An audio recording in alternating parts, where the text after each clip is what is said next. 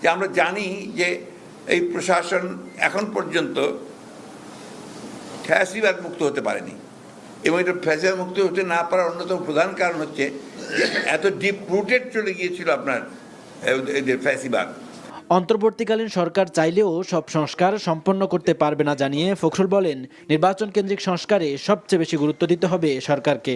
যে ইন্টারিম গভর্নমেন্টকে দায়িত্ব দেওয়া হয়েছে তারা যেন কাজ করতে পারে, তাদেরকে সঠিক কাজ করতে দিয়ে অতি দ্রুত যে সংস্কারের কাজে তারা হাত দিয়েছেন, আমরা মনে করি এই কাজগুলো দরকার।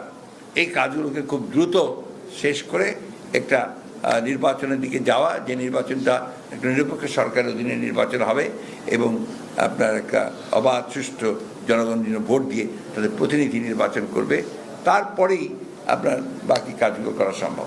ধৈর্য ধরে ডক্টর ইউনূসের সরকারকে বিএনপি প্রয়োজনীয় সব সহায়তা দেবে বলেও আশ্বাস দেন বিএনপি মহাসচিব।